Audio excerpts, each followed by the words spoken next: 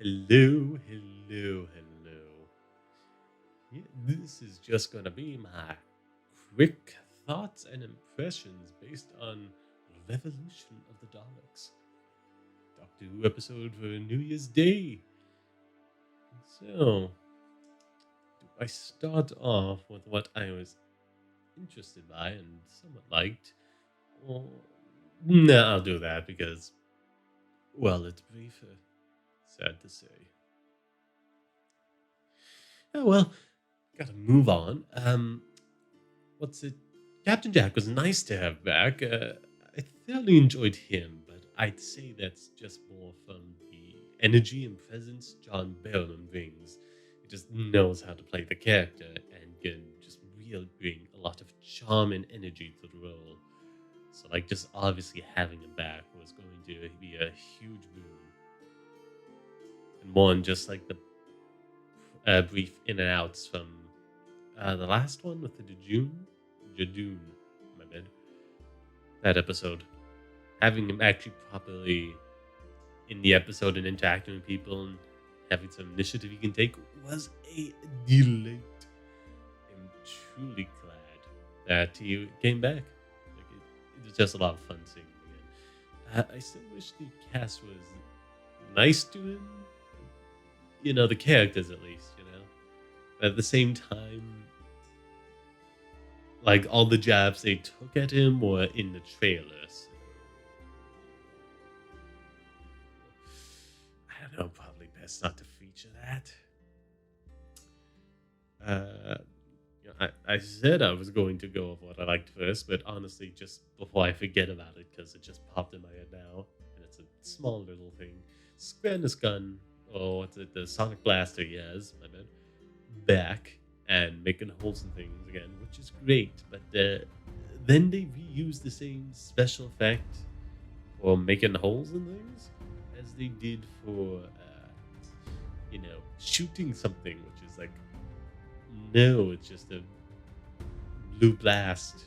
That's what you use when you shoot something, and they just seem to reuse that special effect.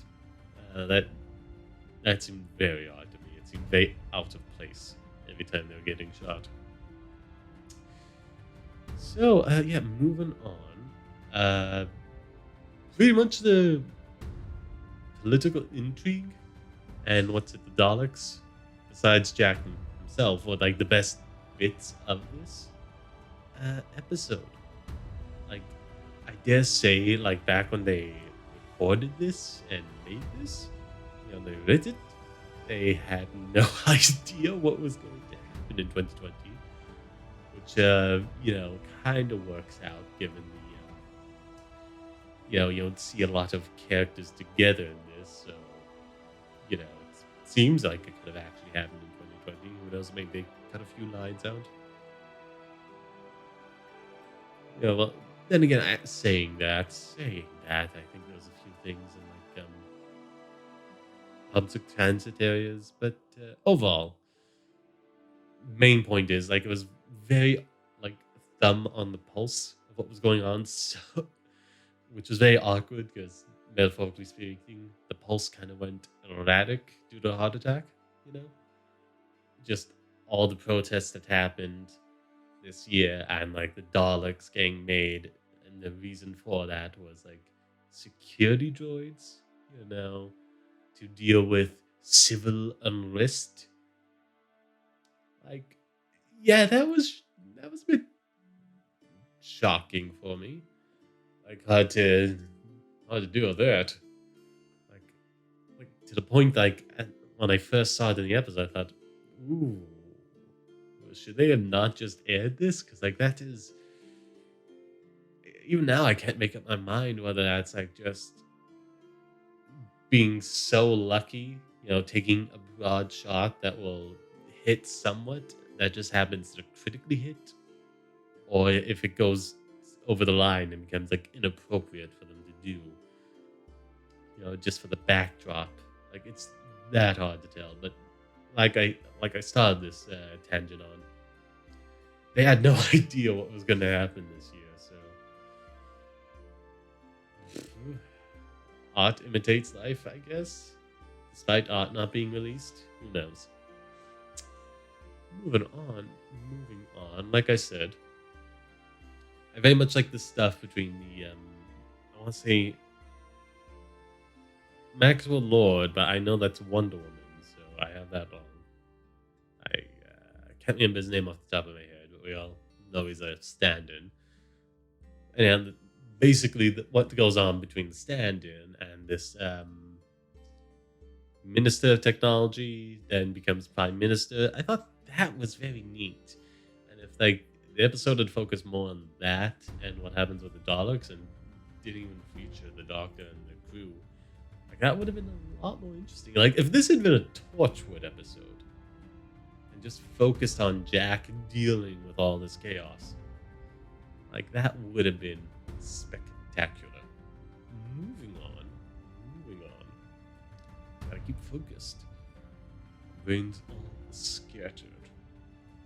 Oh yes, the Daleks. That I can't remember the specific episode of Old 2. It's the Seventh Doctor era. You know, it's a storyline that features Ace just ripping a Dalek to shreds with a baseball bat. That, in the canon of the thing, has been, for lack of a better word, blessed by this Ark of the Covenant, for lack of a better name. Can't think off the top of my head, and in the story, the Doctor uses that thing to blow up skulls. But yeah, basically, it's a redo of that. What happens with these Daleks after, like,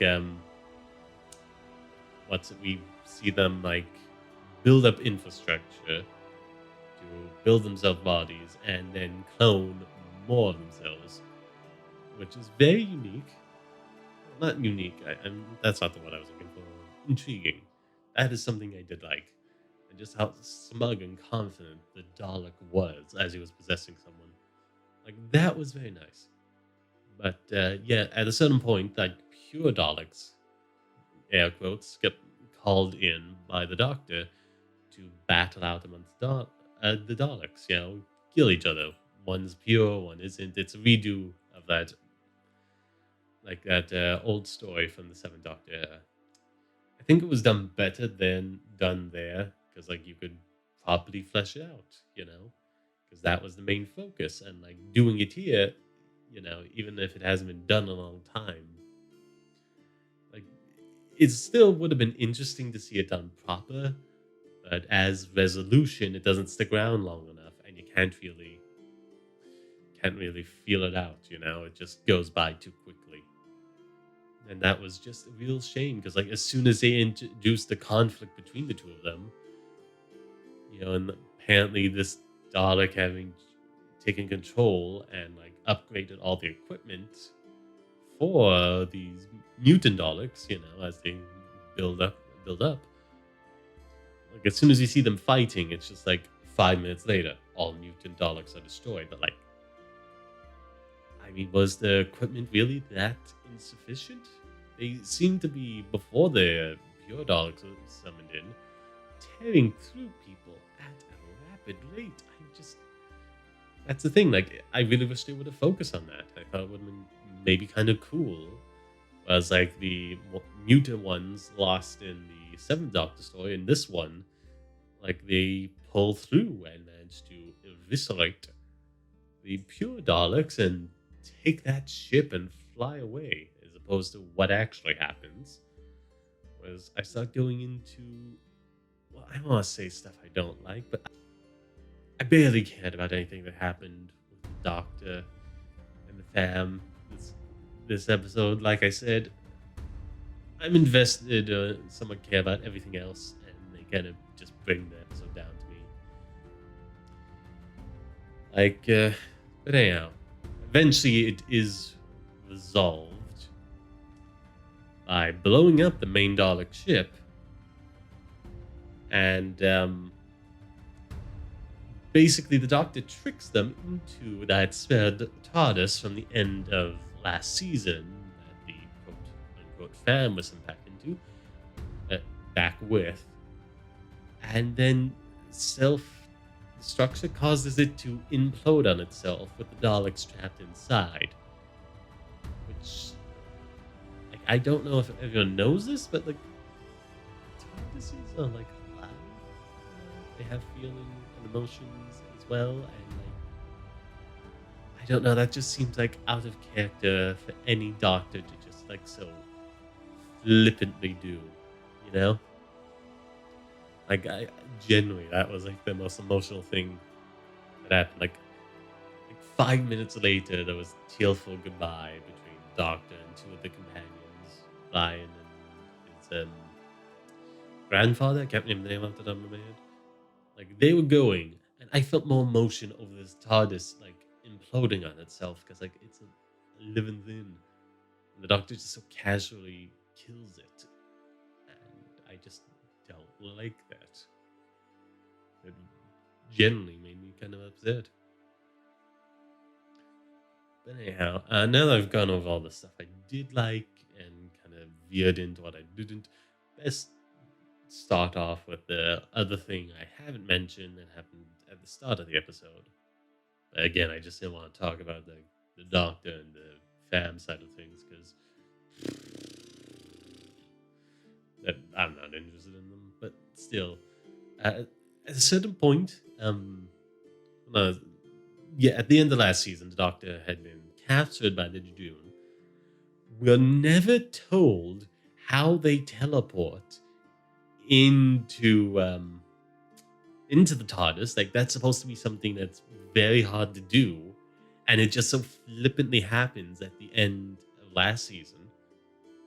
And yeah, it's never explained. And then we're just told the Doctor's like stuck in prison for like I think it was like 70 years. I think it certainly took Jack 19 years to get into there. Anywho, anywho, like,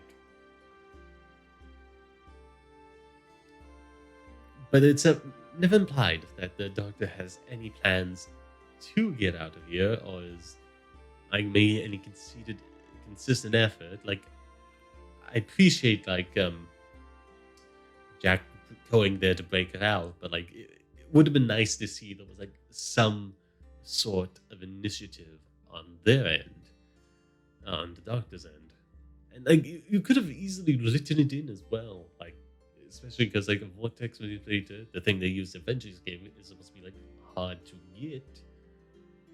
Like they could have easily been like this time bubble that Jack gets to try and get them out is something he got hold of.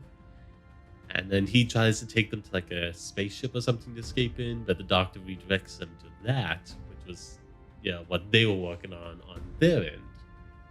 Like that would have been neat. But overall, like it's very unnecessary. It seems more like a stunt, just to get people questioning what's gonna happen.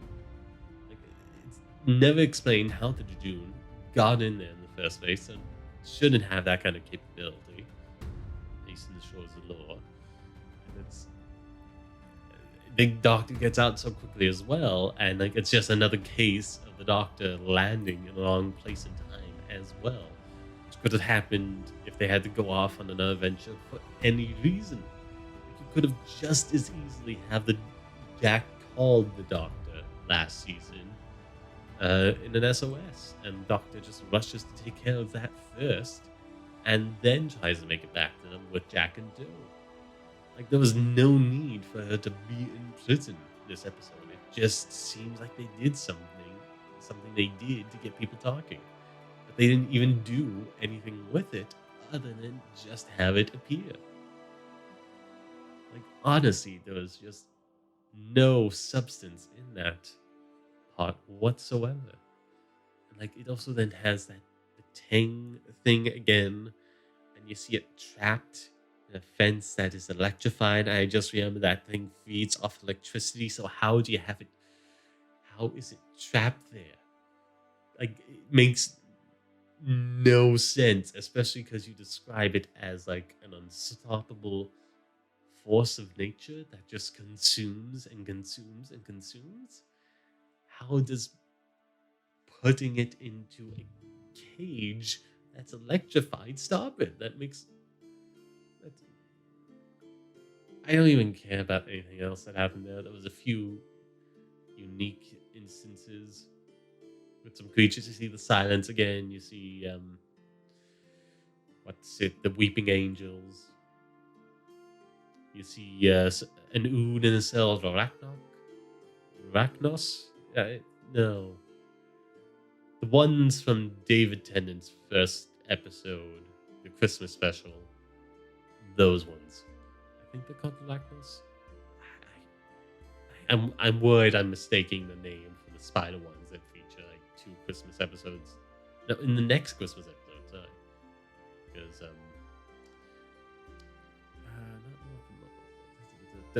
Donna, yes, Donna Nova features in that one, and I like assume.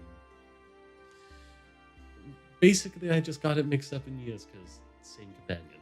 That's all you need to know. I don't need to ramble on about it. But yeah. They feature. That's neat, but not much more to say about that. And I've said my piece. It feels like a big old waste of time that happening. And honestly, you could have streamlined the whole process by just having the doctor show up at the time she did by mistake, which she did. You didn't need her in a prison. You just needed a way for Jack to be there. For the fun of it, honestly.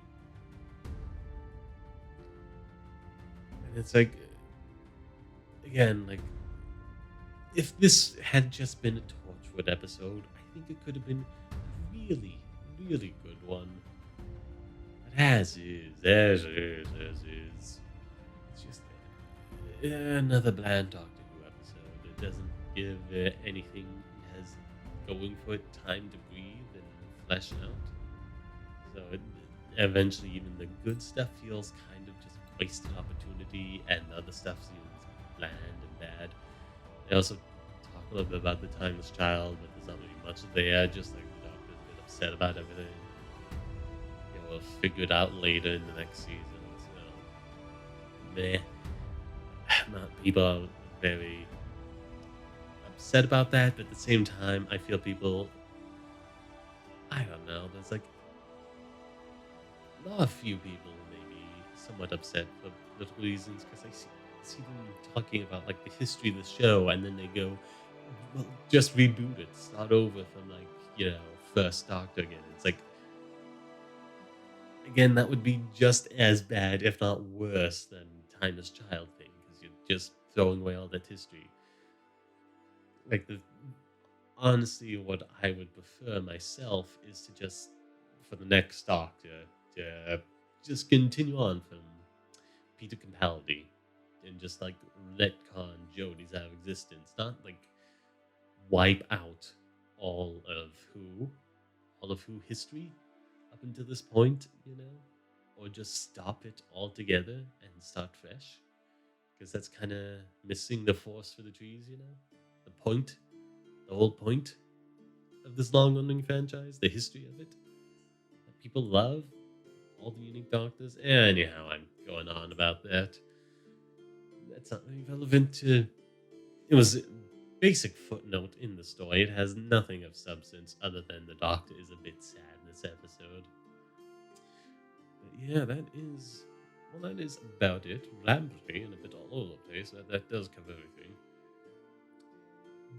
I'm just thinking. No, I've said the main highlight of this would be a good Torchwood episode. Yeah, it's even great if they gave it like as much time without as many characters on the hero side to focus on, and maybe had like an extra like 15 minutes with like a full hour and a half special kind of thing. That could have been neat. Seeing Daleks face off against each other. Maybe have these mutant ones win and have different factions of Daleks out in the universe. But as is, it's like bland as like everything else in Jodie Whittaker's as a Doctor, which feels unfair. Like she didn't have any part in making this uninteresting, and I feel like this would be her best performance as a Doctor so far, because it does have a lot more like diction on how she should be feeling as Doctor in the script, but that comes from something people don't really like very much. So like, I can't exactly get invested in her performance or even like it because it's based on something I don't like. So that is unfortunate for her. Yeah, like like I said before, this was done better. Twice over. It takes like I think the Power of the Daleks was it the Matt Smith episode, 11th Doctor one, where we see them in World War II. It's done better there. It, it's done the whole purity thing better in that episode as well, of having the Paradigm Daleks kill the impure ones. And as for like basic pure Daleks versus impure ones, the mutant ones, that was done better in the seventh Doctor era, and was just far more fleshed out. Like I really liked that episode, as this one was like. And at the end of the day, that's the problem with this era.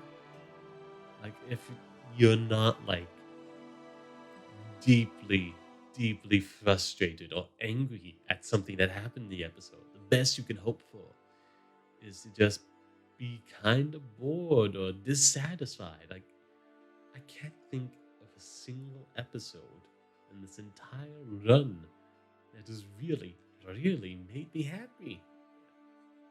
I wanted to. Like, I don't know. I feel like I'm just going on a tangent now, but like, just oh, that's staying in. That's staying in. Knocked over an empty bottle. Like, I got this an animated. There we are. An animated reconstruction of the last episodes where they only had the audio recording left of the episodes from the second Doctor's era. As you can see, the title, The Faceless Ones. There we are. Finger covering it. Like, I've watched two others of that. I also have Fury from the Deep. No, three others. Also Power of the Daleks, which, yeah, I definitely got the title wrong then, if anywho. Like, generally, this isn't me being flippant or dismissive at something new. I was ready to embrace Jodie with open arms and really hope for the best. And I have gone back to like every era of Who that's like fully fully intact. And now I'm even going back to these animated reconstructions, and I love it all. Like, this isn't someone who was just a big David Tennant or Matt Smith fan and just doesn't like it now because I'm a bit older and using this new act as an excuse.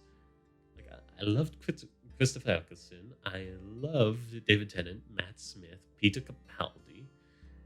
I went back to old Who, and I loved all that. I'm forgetting the name at the time of the Eighth Doctor because most of what he's done as a character has been Big Finish, and I listened to a lot of that. But I loved everything I've seen of Doctor Who so far. The film, the old Who, new Who, the Missy audio series by Big Finish. I've loved it all.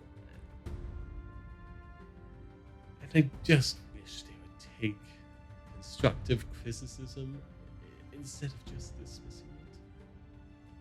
I wish they would just genuinely learn and grow and change, as the theme of this episode is, but they just aren't. That makes me sad. I just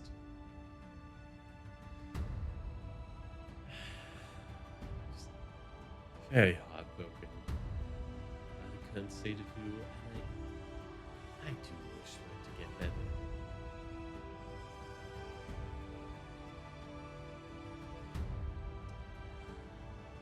Well, that's enough of a sad sigh for me. Where was I? A bit of a I've forgotten the word for it. Oh, that's embarrassing. Close up? End credit? Outro. Bit of an outro. There we are. Got most of it recorded, but some stuff that isn't, that I just don't want to go back and record yet. Doing some streaming as a VTuber It's under Sod's Passion Gaming on YouTube and Twitch, separate channel. So please do give me a follow over there. Also follow here, as you'll probably see popping up through the episode. I'll have like the subscribe and like and comment things. Please do that. It would be deeply appreciated. And thank you very much for watching. I hope you had a wonderful New Year's. And again, despite everything that happened throughout 2020, I do hope you had some fight moments. Hopefully, I get this out in a day. Bye! Thanks for watching. Like, comment, share the video about the place. And if you've watched me a few times or just really like me, consider subscribing and looking at my Patreon. Ta-ta!